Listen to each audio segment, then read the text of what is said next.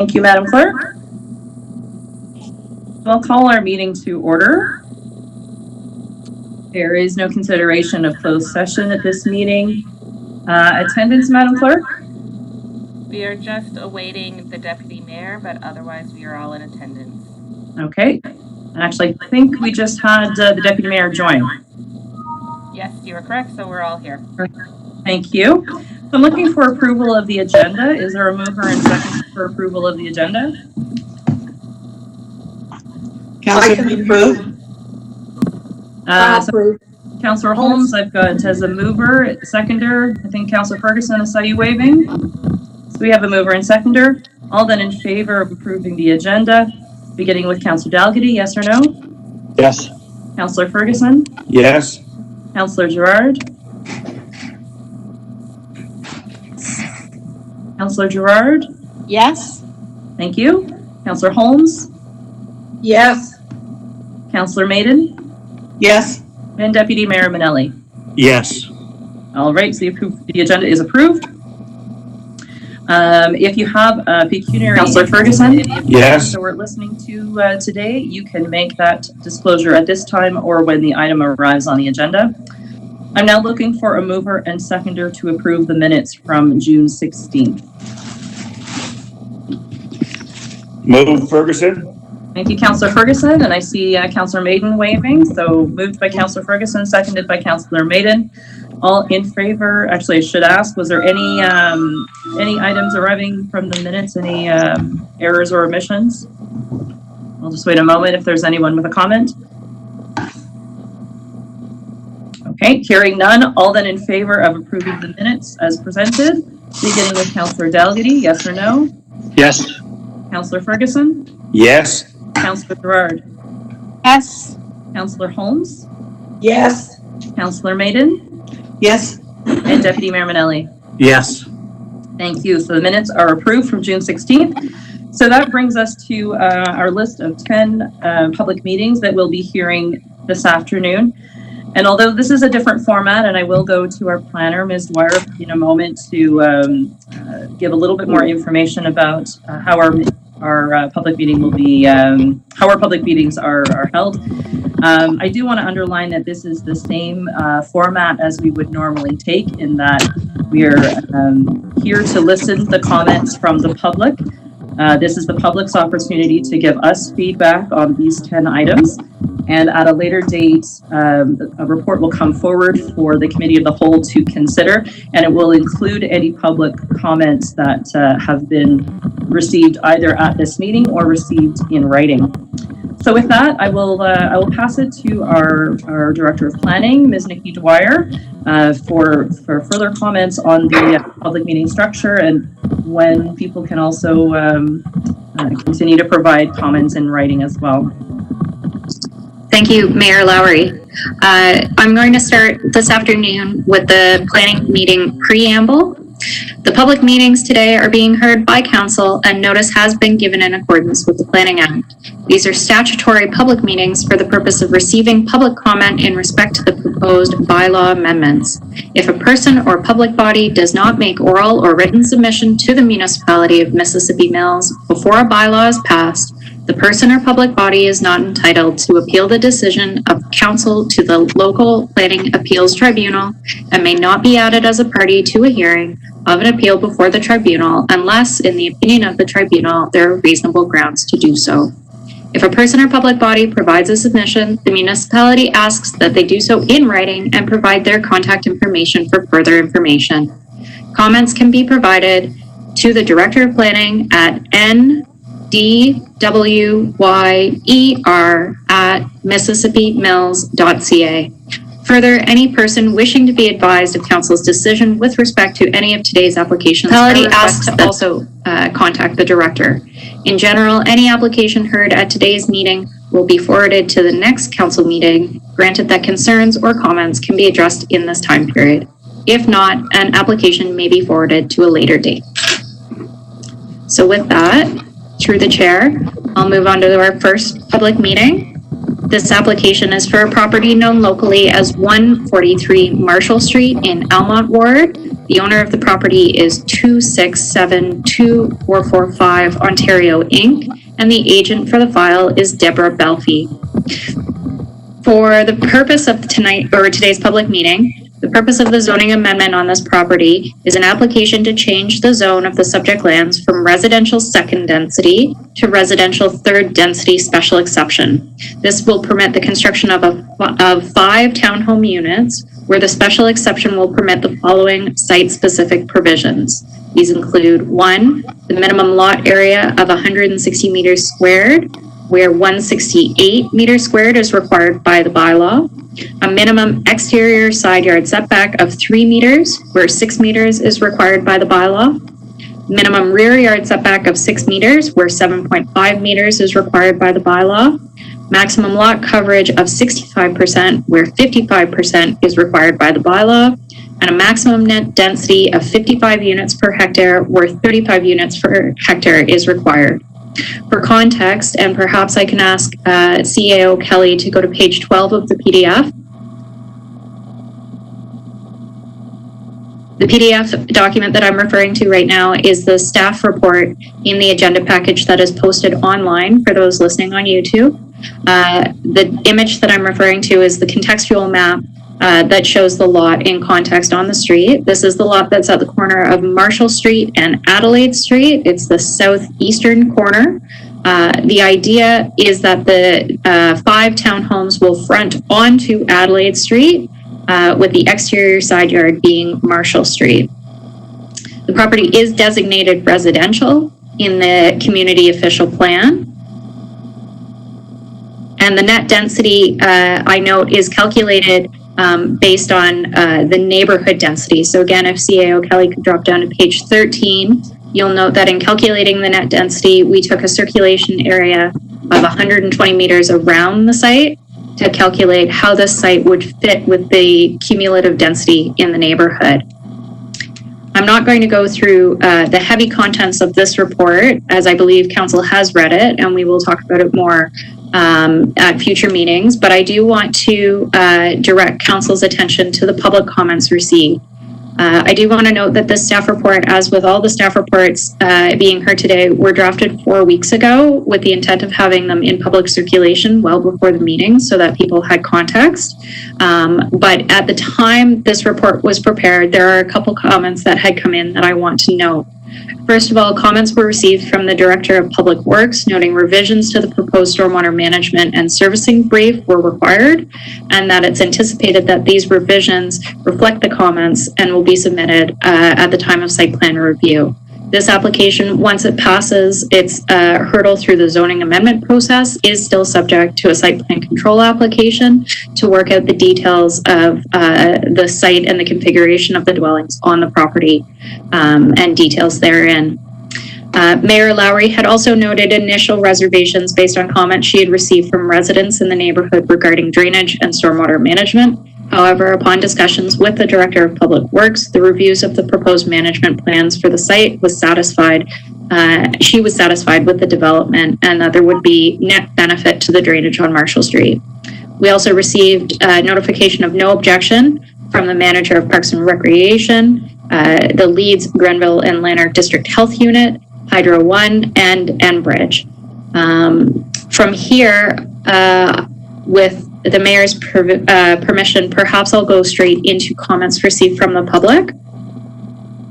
Yes, please do, Director Dwyer. And just to clarify process for anyone who is listening on the YouTube stream, any of the written comments that our director had received to this point will be shared at this time, and we will be then going to the clerk to see if there's any comments that have been added onto that live stream comment area on YouTube. So if there are individuals who wish to make comment, just as you would in a public meeting, you would have that opportunity once the written comments have been shared. So with that, I'll pass it back to you, Ms. Dwyer. Thank you very much. We have received a fair amount of public comment on this application, so I ask you to bear with me while I read them all out. The first correspondence came from Maureen Dugdale of 133 Marshall Street, and her correspondence reads as follows. With respect to the proposed zoning bylaw amendment under Section 34 of the Planning Act, RSO 1990, Chapter P13, concerning the property which is known as 143 Marshall Street, Almonte Ward, Mississippi Mills, I am writing to formally submit the following: formal letter of opposition to the proposed zoning bylaw amendment, and formal request to be notified on a decision of the municipality on the proposed amendment. I've lived on Marshall Street beside the proposed construction site of 5 townhome units for 50 years, and before that, my grandparents lived here for 50 years. Marshall Street has been a peaceful, quiet street I have called home for so long. The following are my points of opposition and concern to this proposal. The proposed construction of 5 dwellings is simply too dense for the space they are proposed to be built on. The developer is clearly trying to jam as many people onto the lot as they can, without regard for this community's small town character.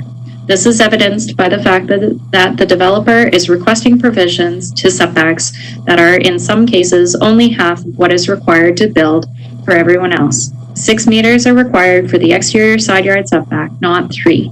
These setback limits are created for a reason. Point 2.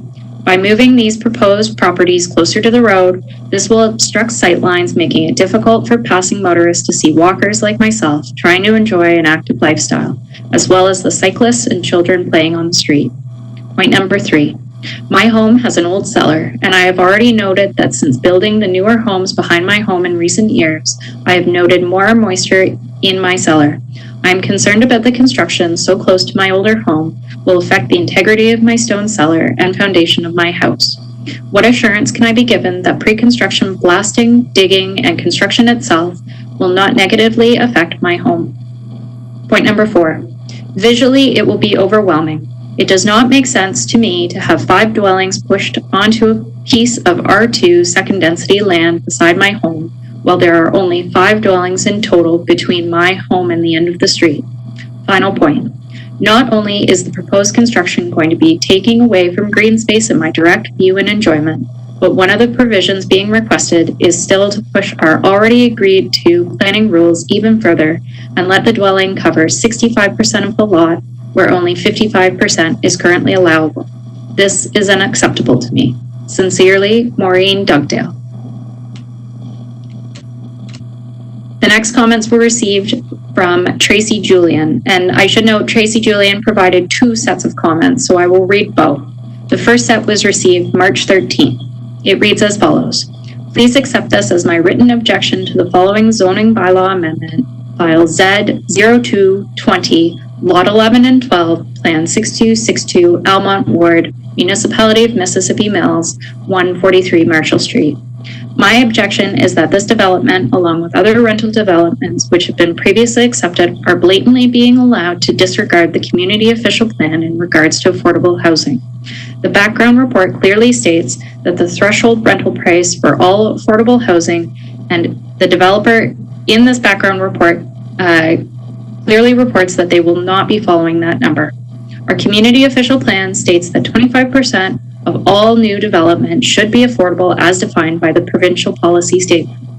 The number given for a rental unit to be affordable in our community at present is a 3-bedroom renting at $1,190. The developer has stated that these units will be $1,650 a month.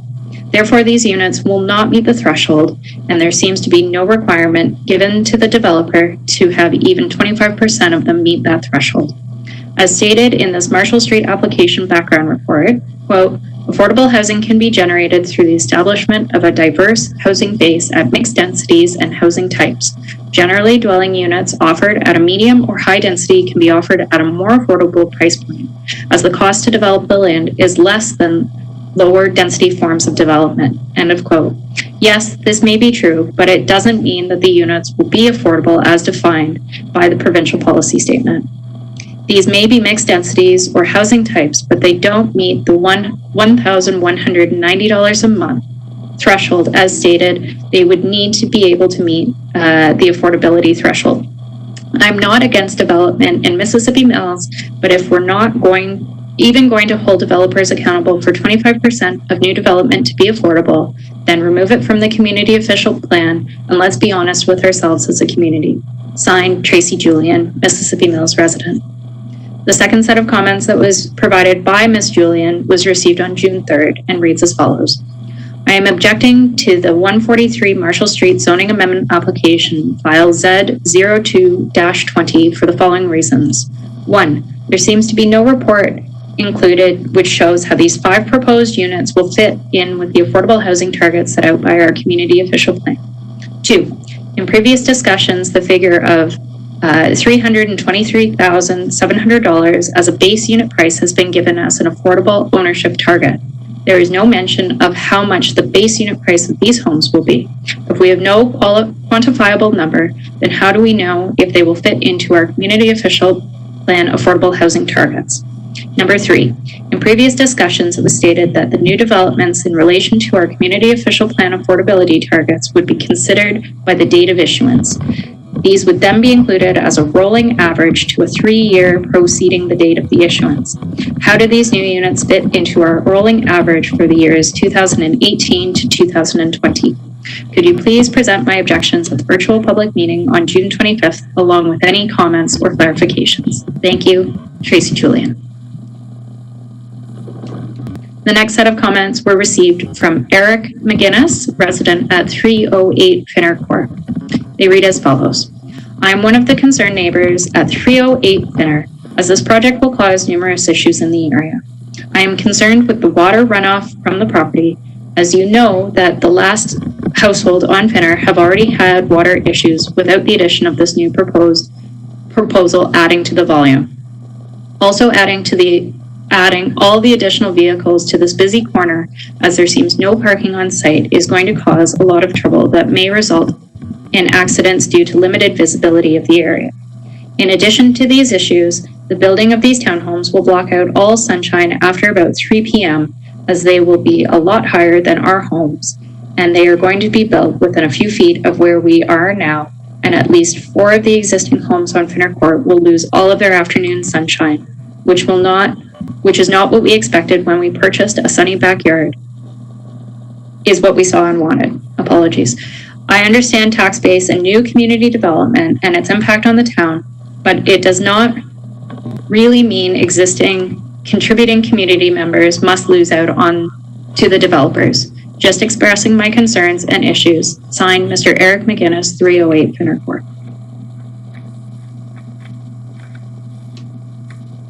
The next comments are received from Mary Norwood. They read as follows. I think the present second density R2 is appropriate for here. I think the town planners were right, and I do not understand how changing it to an R3 density enhances our area. My concern is that this city-like density plan will take value away from our homes. She goes on, is this variance starting a precedent? This is my biggest concern. 143 Marshall Street appears to be the same size as the lot adjacent.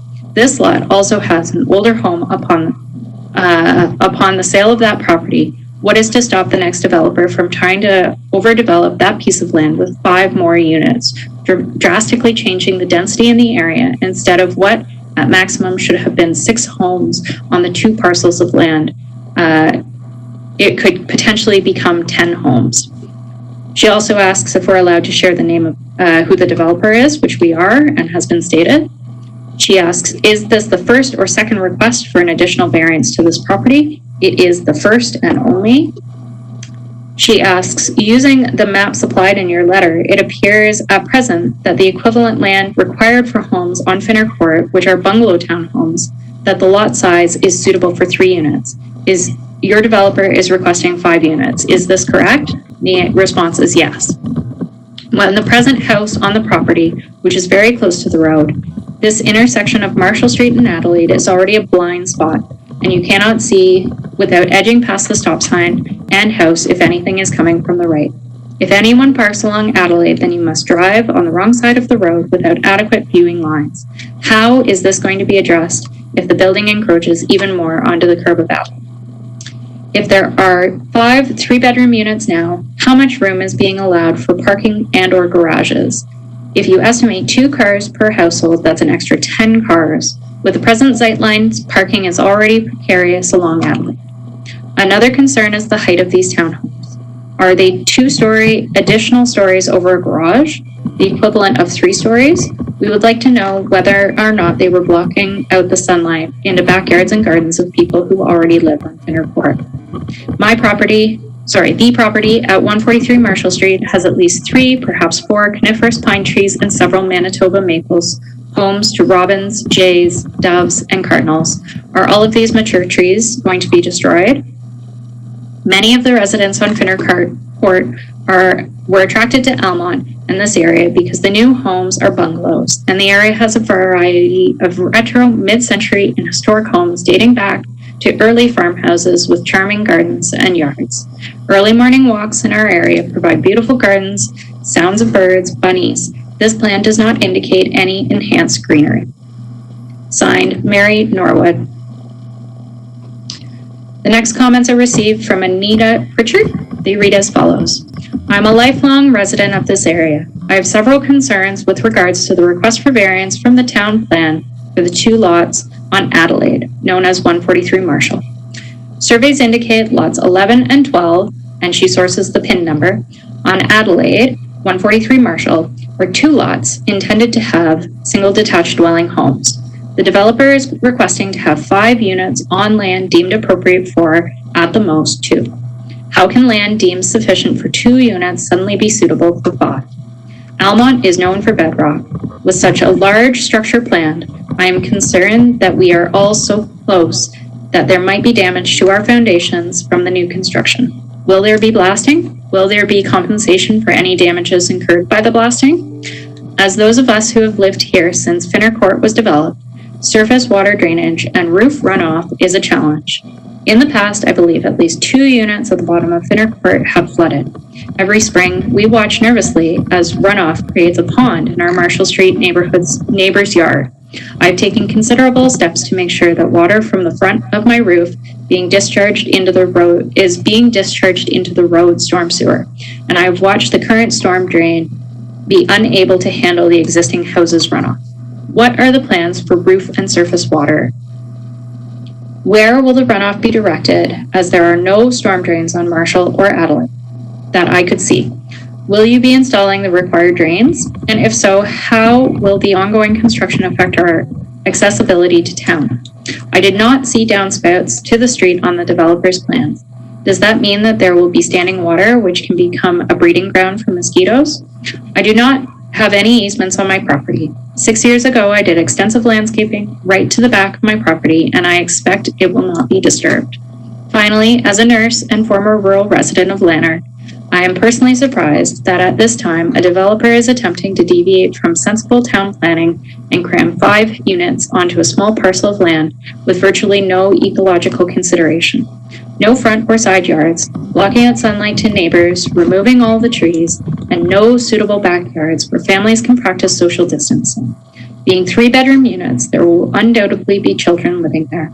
Perhaps the developer could reconsider and stay with 2 single-dwelling homes on each of the lots, enhancing our quaint small-town image.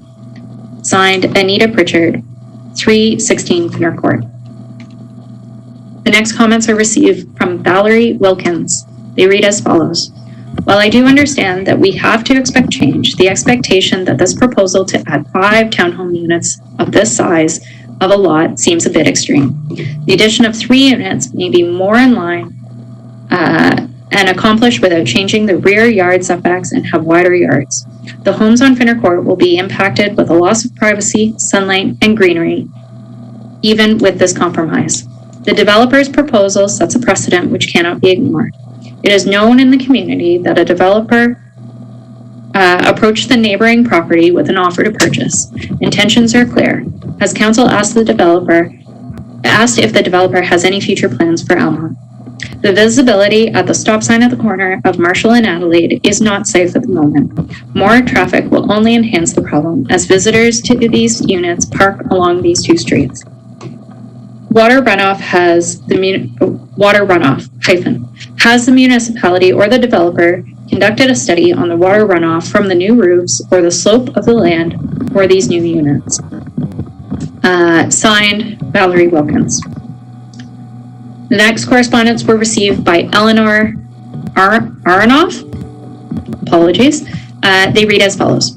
I live at 314 Finner Court, and I have a question additional to the ones that Mary Norwood posted. When I look at the diagrams that you shared in your correspondence with Mary, it seems to me that the intention is for water runoff to be channeled into the back of the new townhomes into an easement behind Finner Court rather than onto Marshall Street or Adelaide Street. Have I understood this correctly? If so, I am deeply concerned. In my case, I already have low backyard that receives groundwater, even with just one small building currently at 143 Marshall, and therefore most of the water being absorbed into the ground. Once the townhomes are constructed, whether 3 or 5 units, the water coming onto my property would substantially increase since there would be virtually nowhere for it to be absorbed at 143 Marshall, and all of the water runoff from these homes would be deliberately channeled past my yard. I know that the water level in my yard would inevitably increase, and I can only assume this could potentially cause flooding in my yard and for others too on Finner and Marshall. It doesn't seem reasonable to me to allow the water to be channeled behind our homes, minimizing the use of our backyards and increasing flood risk and insurance costs. In addition, since I am an end unit that doesn't include general access easements, in brackets, it is the unit at the other end of my row that has the access easement, end of bracket. It is unclear to me how this arrangement for routing water behind my property to the easement that runs behind other units could legally be granted by the municipality. I would really appreciate receiving insight for the concerns that I am raising here. I very much look forward to your response. Signed, Eleanor. The next set of comments are received from Dolores and David Beach. They read as follows. My husband and I moved to 322 Finner Court last June, and we just love this neighborhood because it is so peaceful and has easy access to Ottawa Street and downtown Almonte. Unfortunately, we realized that this easy access to our little cul-de-sac may become disrupted considerably if the new development goes in at the corner of Marshall and Adelaide Street. Due to road work on Victoria Street, most of June, July, August, and September last summer, we had to take several detours to reach Adelaide Street, which was fine as we had a couple ways to go around. But if this development goes in on Adelaide Street, we won't have any detours around it as it's our only access to Finner Court. We understand that there is an affordable housing shortage, etc. But with all the available property for sale, i.e. on Route 29, a short way out of town towards Pakenham, there must be more logical, less destructive locations to build. We truly hope that some serious thought goes into how this development is going to affect the homeowners on Finner Court, and that if it goes ahead, another access road is made available for the many homeowners on Finner Court at the end of Adelaide, Florence, and McDermott Streets. Sincerely, Dolores and David Beach. The next correspondence were provided by John Lynn. They read as follows. Please take this as hard evidence that there is a water management issue on Marshall Street that needs to be addressed prior to any variances being permitted. The property at 143 Marshall is substantially holding groundwater in the rainy and winter seasons, and the natural melting slows the flooding to the properties below it. I live at 123 Marshall Street and have lost a substantial amount of my belongings in the basement due to flooding.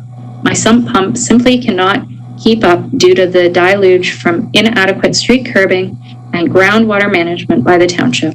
If variances are permitted, the water flow will be increased and my home will be unlivable. I will forward you the pictures of the pond created every spring and every rainstorm beside my home. Please involve me in the debating and dismissal of this application. I have had a look at the town planning and the property was severed for only 2 residences, now 3 and possibly 5. I can only imagine the impact on traffic, aesthetics, and flooding.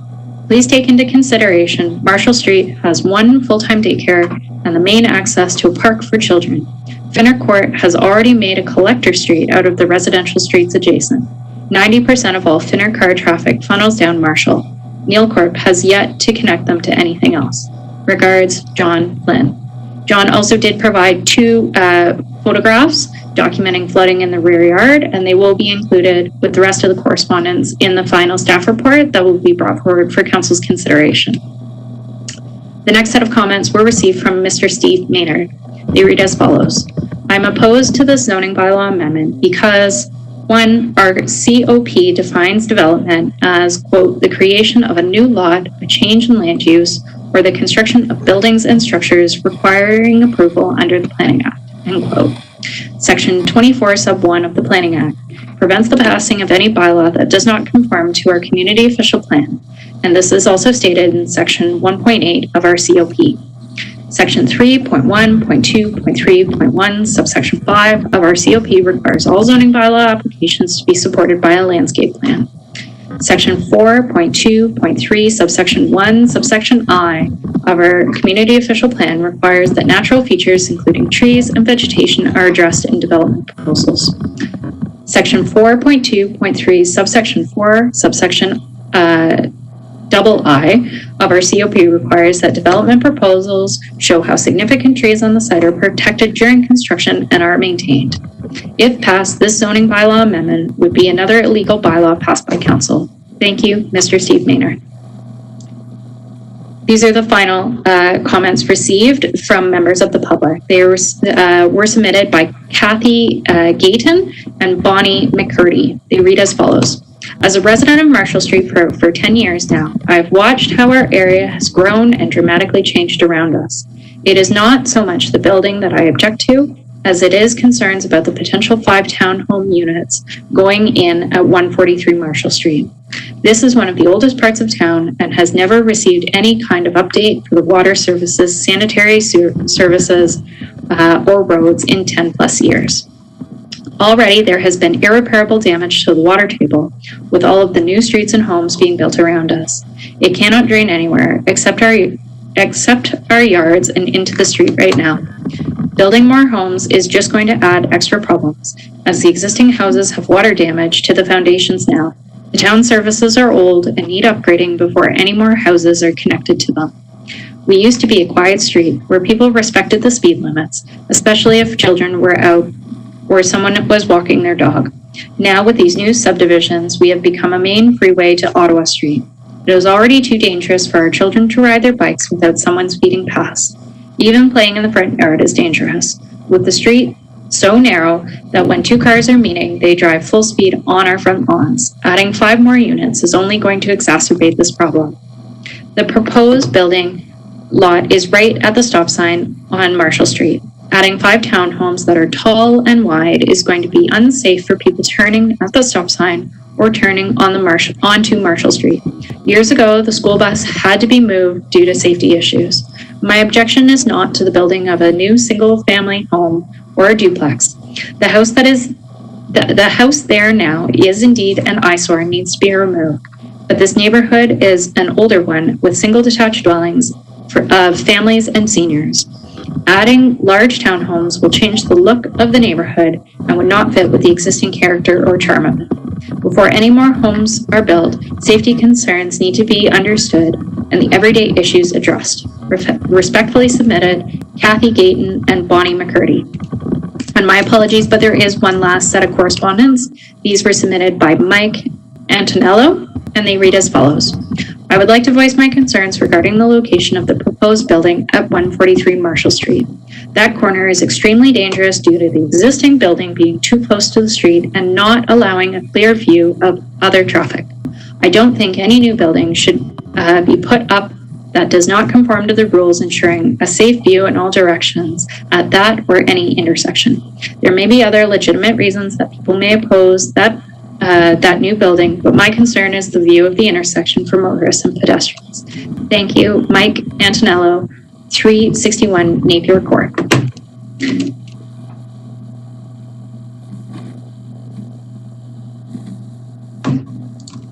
Okay, so that is the conclusion of the written statements, Ms. Dwyer? That's correct. Okay, so I'll just go to our clerk to see if we have any comments on the live stream on YouTube. We have received no comments. Okay, so if there are no comments, I will just remind anyone who is providing comments, they still can be provided in writing to the planner, and we'll repeat the email address for that. I think it probably is in the comments, and we'll make sure it is in at the end of this as well for everyone. So if there are no further comments from the public on our first matter, we'll move on to item number 2, which is an official plan amendment number 24, and this is regarding rural designated lands. So I'll turn it back. Mayor Lowry, if I may, sorry, before we move on to the next file, we did have comments received from the applicant and agent. Oh, pardon me. Did you want to provide those as well? I would, yeah, Okay. please.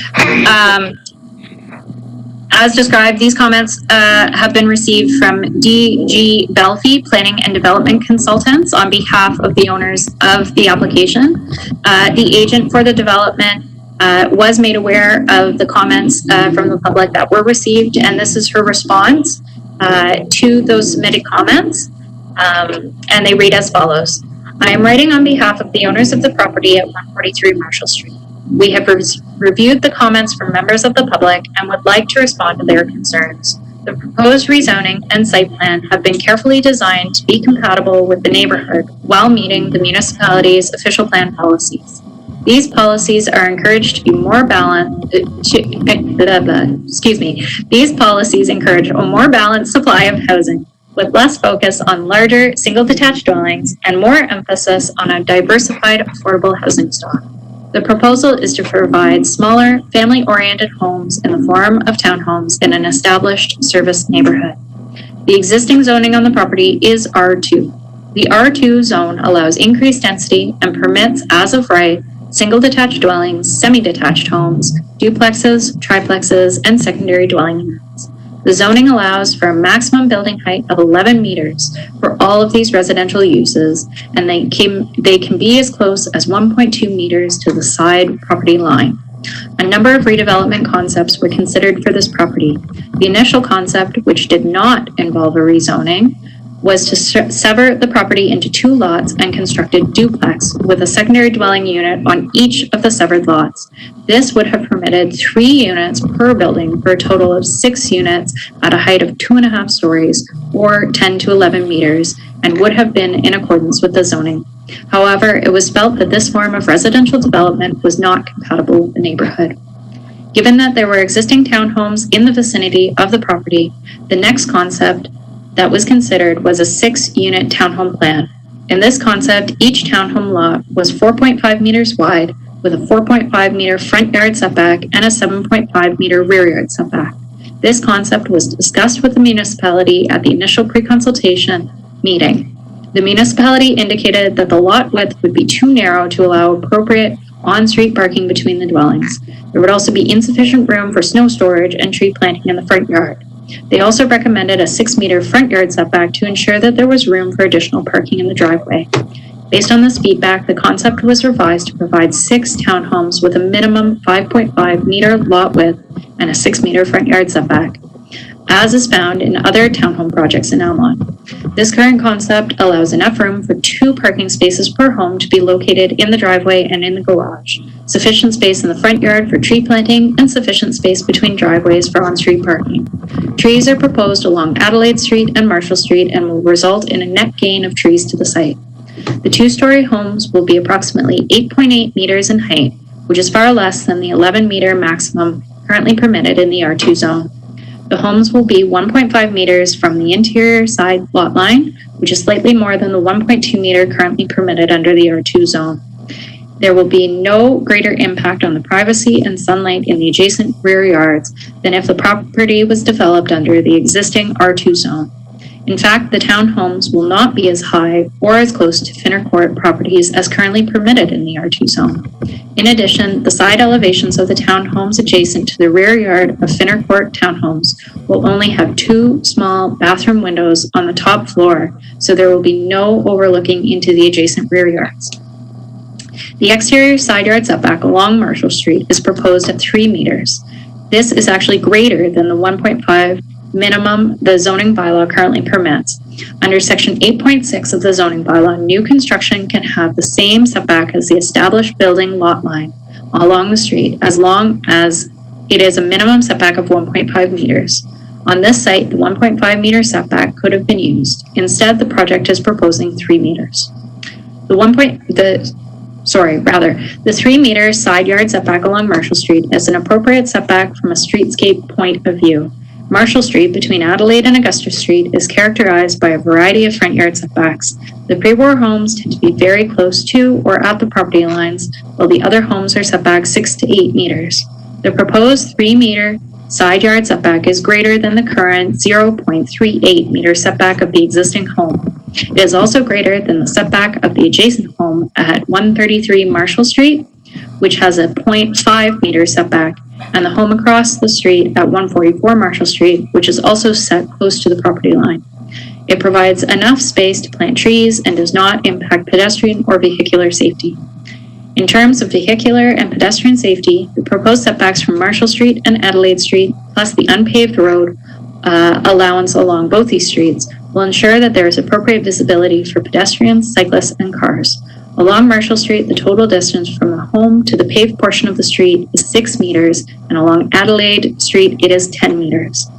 Additionally, a 4.4 meter by 4.4 meter site triangle at the intersection of Marshall and Adelaide Street will be transferred to the municipality. No structures will be permitted in the site triangle. This will be an improvement over the current situation where the existing home is physically located in this area and causes site issues at the corner. Prior to any construction, the project will need site plan approval from the municipality. A grading and drainage plan and stormwater management plan must be reviewed and approved by the Conservation Authority and the municipality to ensure the proper handling of stormwater from the site. Discussions with the municipality and the Conservation Authority are ongoing, and the comments from the neighbors will be considered in the design. The owners do not anticipate any blasting on the site. They are planning for low impact digging, which will mitigate ground movement to the neighboring properties. The owners are also willing, at their cost, to have pre-construction inspections completed at 133 Marshall Street. The inspection will examine the exterior and interior, foundation, cracks, siding, moisture, etc., and will be conducted by a third-party inspector, including photos and videos.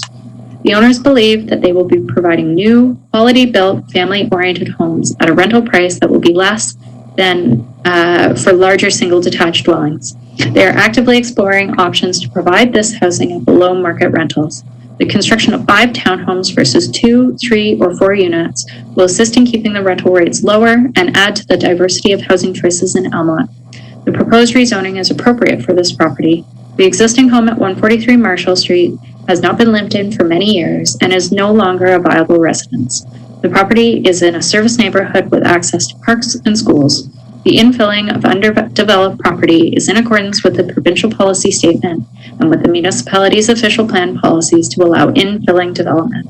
The proposed development is compatible with the neighborhood and will add to the diversity of housing in this growing community. Sincerely, Deborah Belkey. And with that, Mayor Lowry, all the comments for this file have been concluded. Okay, thank you, and apologies for jumping the gun there. And I'll just check again with our clerk to see if there has been any additional comments provided on the YouTube link. There have been no comments received. Okay, thank you. And I do just want to confirm as well that the director's contact information is available on the YouTube link as well.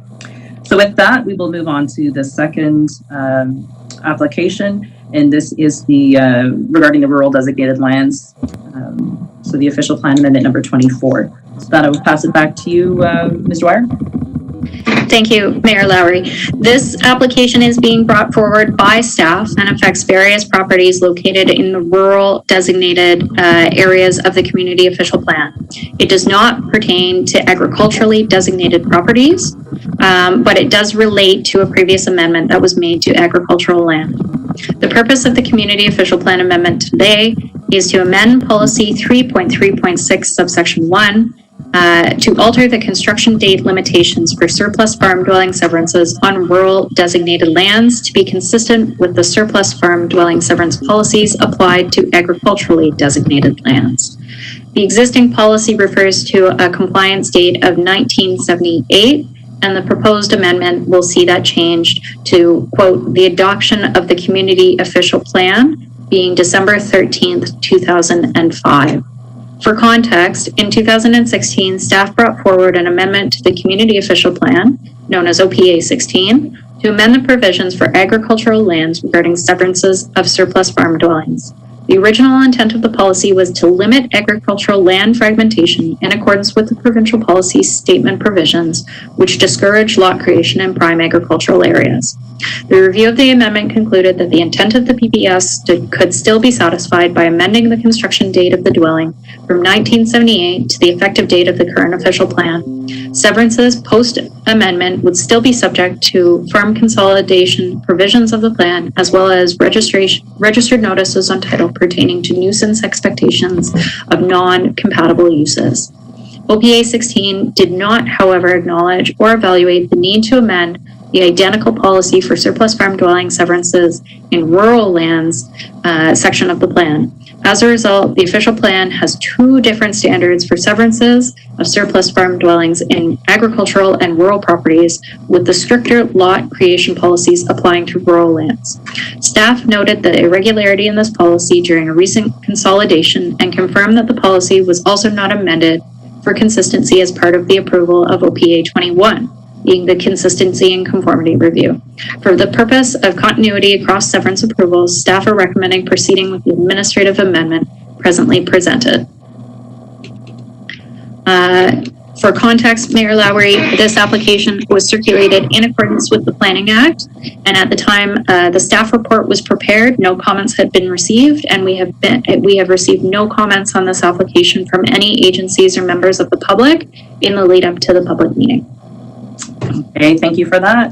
And I'll just go to the clerk to see if there are any comments that have been noted on the YouTube link. There have been no comments received, Mayor Lowry. Okay, with that, we'll move on to our third file, which is another zoning bylaw amendment, and this is regarding 101 Lynx Hollow in Pakenham. Thank you, Mayor Lowry. This property does affect the property known as 101 Lynx Hollow in Pakenham Ward. The owners are Mary and Joanna Jack. The purpose of the zoning bylaw amendment is to rezone the property from rural to limited service residential special exception in order to recognize agricultural uses on the property as well as a future single detached dwelling. The subject land has been subject to a consent application to create a lot and a right-of-way to provide access to the site. While the lands have frontage on the unopened portion of Lynx Hollow road allowance, the property will be accessed by a shared driveway recognized by the right-of-way. The severed lands are presently vacant, while the retained lands have a single detached dwelling and several agricultural outbuildings. The reason that this application is being heard is A, because it was specifically requested as a condition of approval on the consent application, but two, because the severed land does not have frontage on that open and maintained road. The zoning bylaw provides a specific policy wherein if a property does not have direct access to an open and maintained municipal road, that they have to be identified as limited service residential as an acknowledgement that they will not be provided the same sort of services that a property would have if it did have access on the open and maintained road. These services include things such as snow plowing, road grading, school busing, garbage pickup, access by emergency vehicles, as well as in urban context, sanitary sewers or pipe water supply. At the time of drafting of this report, we had not received any comment, nor have we received any comment from the public in the lead up to the public meeting.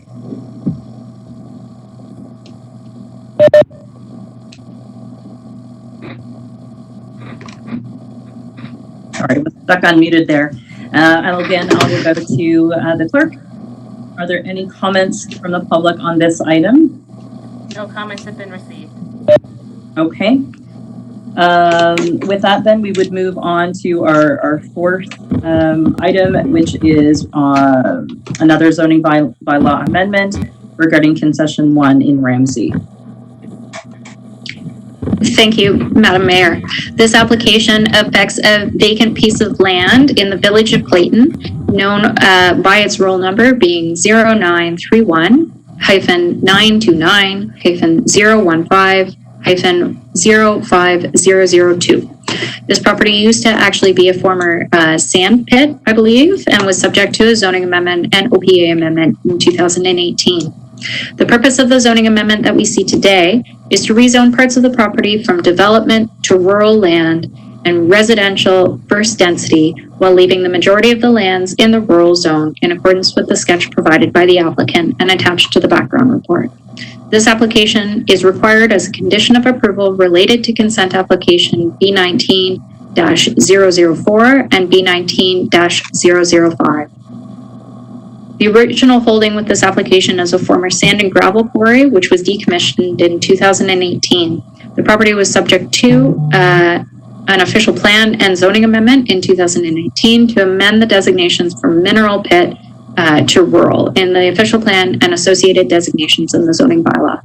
The property was further influenced by adjustments to the settlement boundary for the village of Clayton, which recognized a more contiguous settlement area to be allowed for the rounding out of a development in the village.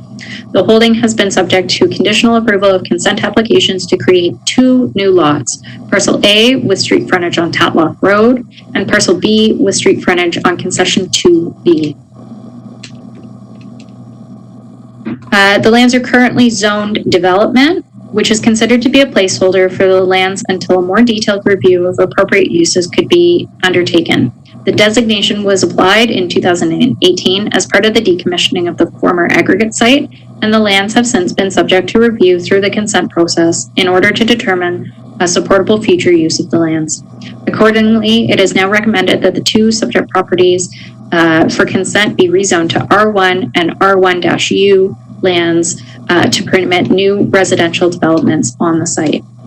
At the time the staff report was prepared and in the lead up to the public meeting, staff have not received any public comments or comments from the applicant in relation to this file.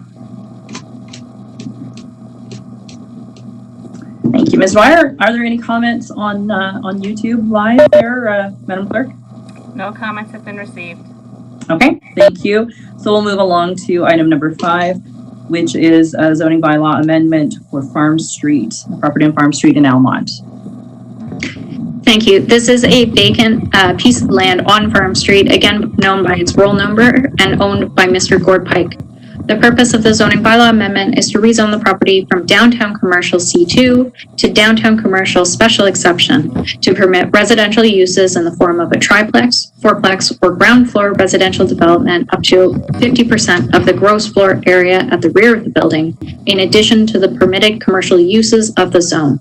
The special exception will also recognize the following site-specific provisions. Minimum setback between a parking space and a habitable room window of 1.37 meters, where 6 meters is required, and a minimum setback between drive aisle and a habitable room window of 0 meters, where 3.5 meters is required.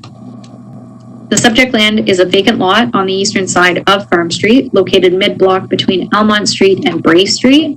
The lot exhibits approximately 15 meters of frontage on Farm Street, representing an area of approximately 604 meters squared. Property is encumbered by an easement, approximately 4.2 meters wide along the southern property line. The easement provides unobstructed access to the rear yard of the property immediately adjacent to the site. The land uses adjacent to the site are mixed. Land uses on Farm Street are predominantly mixed-density residential dwellings, while properties behind the subject lands are located to the north of the site exhibit downtown commercial uses, primarily ground floor commercial with residential uses above.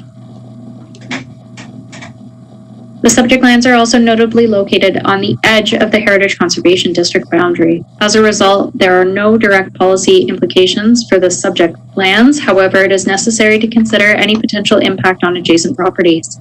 The rear of the property will be visible from Mill Street through the parking lot at 30 Mill Street, and as a result, buffering of the rear parking lot should be considered.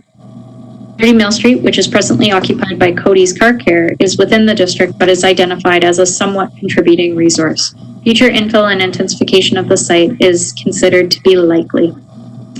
The subject property, as I stated, is being rezoned to permit flexible zoning of both all of the commercial uses currently permitted in the zone, as well as various residential uses. At the time the staff report was being prepared, the subject property was up for sale, and it does appear now to be conditionally sold to a proponent who has provided conceptual plans for an infill property. In order to maintain the massing, height, and building form of the core, it was recommended by staff that any new development follow the same setbacks prescribed in the C2 zone, rather than applying the provisions traditionally used for residential triplexes and fourplex uses, which exhibit more suburban standards. At the time of preparing this report, staff had received comments from Ms. Tracy Julian respecting the proposal's compliance with affordable housing policies of the community official plan, a copy of which are included in attachment 3 of the report. In the lead up to this public meeting, staff have not received any further comments from members of the public.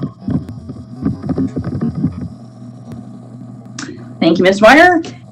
And let's go over to our clerk. Are there any comments on online to share?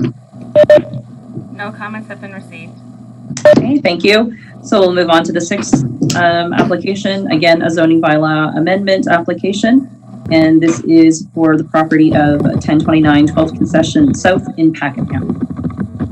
Thank you, Madam Lowry. This property is owned by Robert Armstrong, and the nature of the application is a condition of a consent application for a surplus farm dwelling on the property. The surplus farm dwelling severance request was for a 1.77 hectare piece of property. The proposed lot would be located along the parent property's southwestern lot line. The county provisionally approved the request in December 2019 with the requirement that the landowners fulfill conditions set by the municipality, one of which is to amend the zoning of the now vacant agricultural lands to prohibit the construction of a new dwelling. The Associate Official Plan Policy, Section 3.2.7 states the following: the municipality shall impose a condition on the severance of the surplus farm dwelling, which shall require a zoning bylaw amendment prohibiting the construction of a new residential dwelling on the farmland parcel rendered vacant as a result of severance. Consequently, the zoning of this property must be amended from agricultural to agricultural special exception to prohibit residential uses on the retained lands and reduce the minimum required lot area.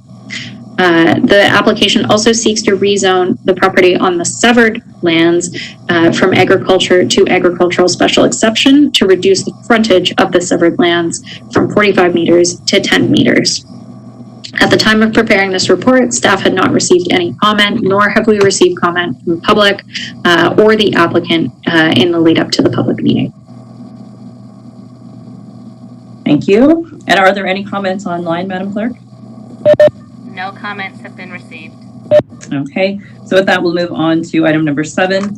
Again, a zoning bylaw amendment, and this is for property 6556 on County Road 29 in Ramsay. Thank you. This property is also being rezoned as a condition of sale. The current owner, being a numbered company, 1496381 Ontario Inc., has filed the application. They are the current owner. Their applicant is Paul Schnicker, their real estate agent. The purpose of the zoning bylaw amendment is to rezone the property from community facility to agriculture for the purpose of recognizing a future use consistent with the agricultural policies.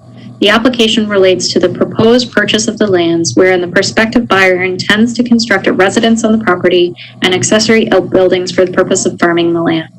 No specific details regarding the type of farming operation or locations of the structures has been provided. However, the applicant has indicated that they are satisfied that the uses permitted in the agricultural zone would encompass the scope of their proposed endeavors. The subject land represents part of an area of Lot 6, Concession 9 in Ramsay Ward. The property is approximately 8 hectares and exhibits 100 meters of frontage on County Road 29 South, a county-owned and maintained road. An existing driveway services the property. The property was formerly owned by the Department of National Defense and was operated as a telecommunications center, primarily a radio tower, and was possibly used as a Royal Canadian Mounted Police training facility.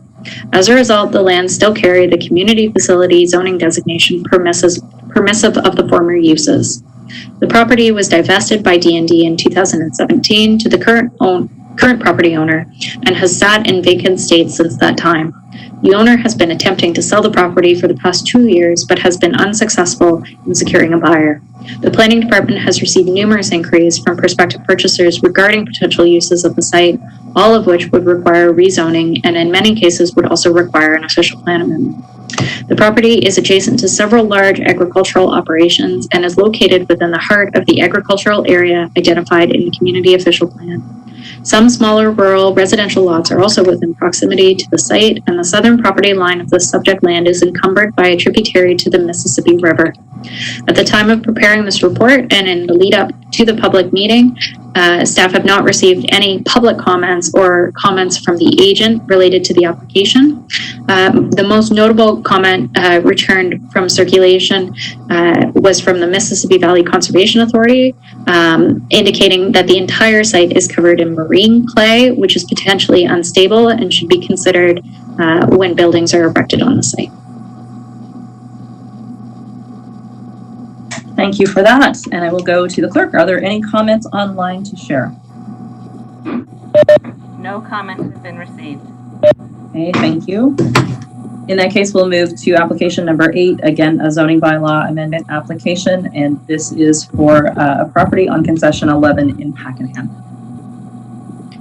Thank you, Madam Mayor. This property is owned by Steve and Patricia Burgess. The applicants filed consent application B19-038 in spring of 2019. The purpose of the severance application was to create a 1 hectare residential parcel from the original parent parcel, leaving approximately 34 hectares of land for agricultural purposes. The severed land is proposed to have 30 meters of frontage on Blakeney Road, a county-owned and maintained road. The zoning amendment application was required by the municipality as a condition of the severance approval in order to recognize the residential use of the property. The purpose and intent of the zoning bylaw amendment is to change the zone from development to residential first density to fulfill the conditions of the severance and recognize the land for residential uses. The community official plan designates the land as residential and is not subject to amendment as part of this application. The subject land is located within the settlement boundary of the village of Pakenham. Staff have no concerns with the proposed severance's ability to meet any of the conditions or provisions of the zone. And at the time the staff report was prepared and in the lead up to the public meeting, no comments from the public or the applicant were received. Thank you. And Madam Clerk, are there any comments online regarding this application? There are no comments. Thank you. Seeing there are no comments, we will move ahead then to application number 9. Again, a zoning bylaw amendment application, and this is for a property again in Pakenham. Thank you. On this file, I'm actually going to request CEO Kelly direct your attention to page 74 of the PDF, if you don't mind. Thank you.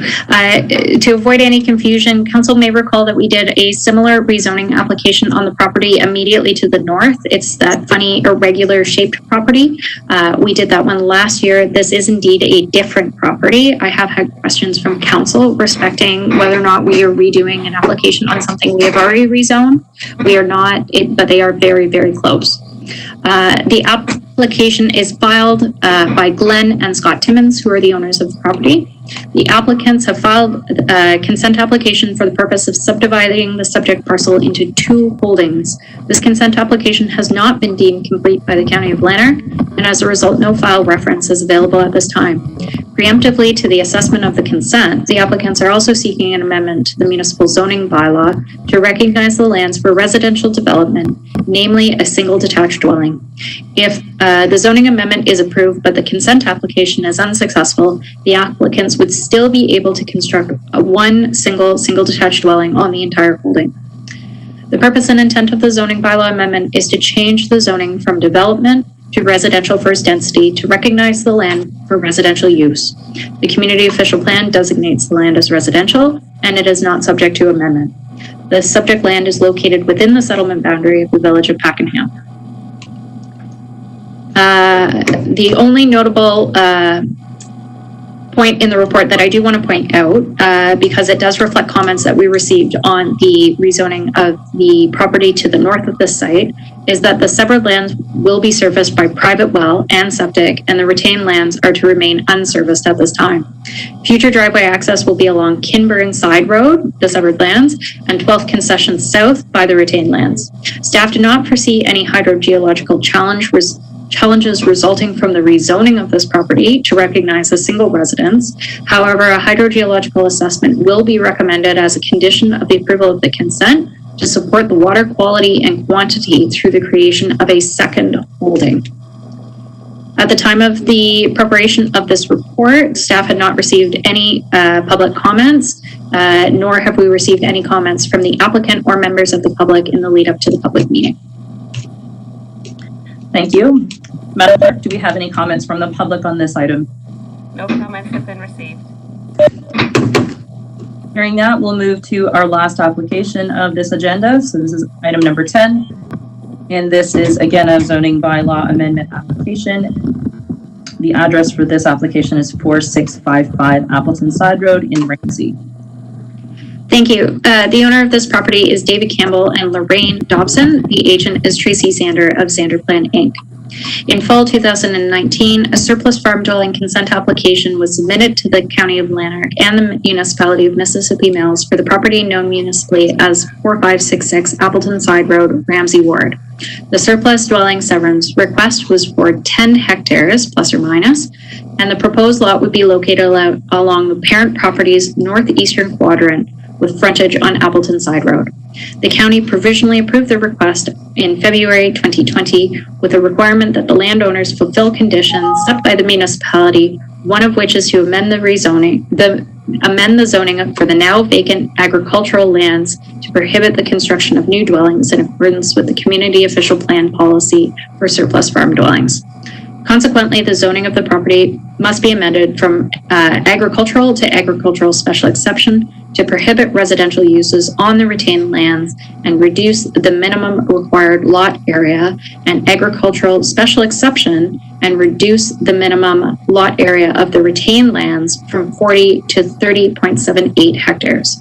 The severed lands will similarly be rezoned to an agricultural special exception zone to recognize a reduced area from 40 hectares to 10.5 hectares and to limit certain agricultural uses permitted on the lands in accordance with the zone. And I do want to speak a little bit longer about that. The subject lands are subject to agricultural zoning, which permits both residential uses on the lands as well as a variety of agricultural uses, most of which are based on an understanding that the lot will have a minimum area of 40 hectares.